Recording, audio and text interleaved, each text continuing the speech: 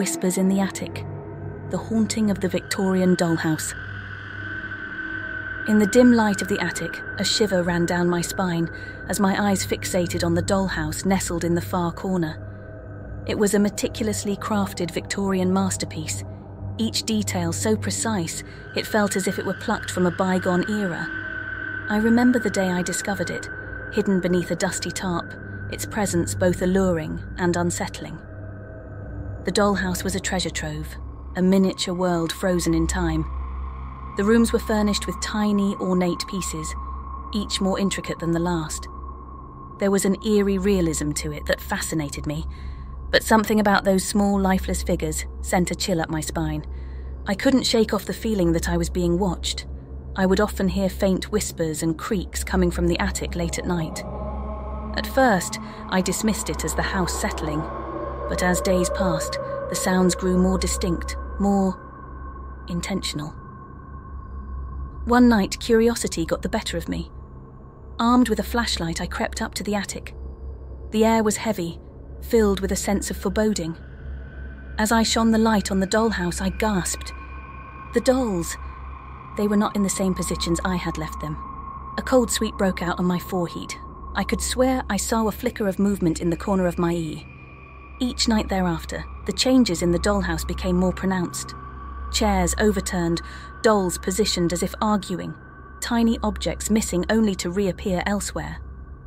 It was as if the dollhouse was alive, reenacting scenes from a dark, hidden past. The whispers grew louder, morphing into hushed voices, discussing something sinister. The words were indecipherable, but their tone was unmistakable. Fear, warning, threat.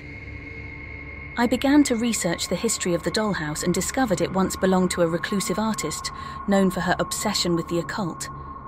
Rumours swirled that she had infused the dollhouse with something unnatural, something that transcended the boundaries of our world.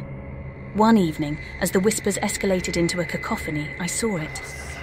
In the dollhouse's tiny mirror, a reflection that wasn't my own. A shadowy figure, its eyes hollow, its smile twisted in a malevolent grin.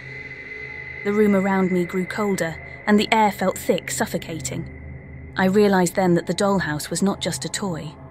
It was a prison, a container for something dark and malevolent.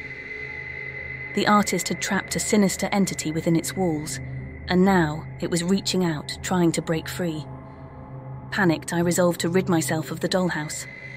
But as I approached it, intent on destruction, the dolls turned their heads to look at me, their eyes glowing with a malevolent light.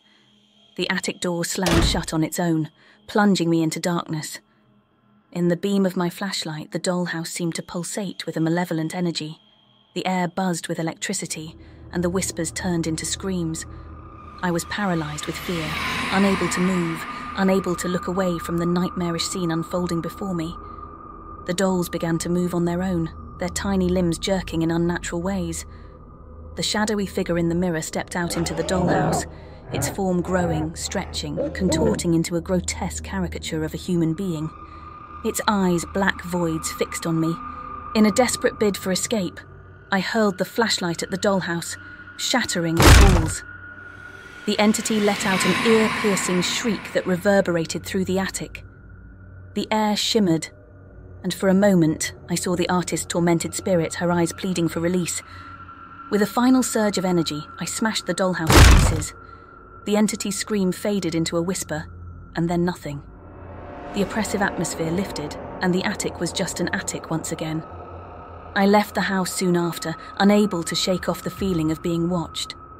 The dollhouse was gone, but the memory of that night lingered.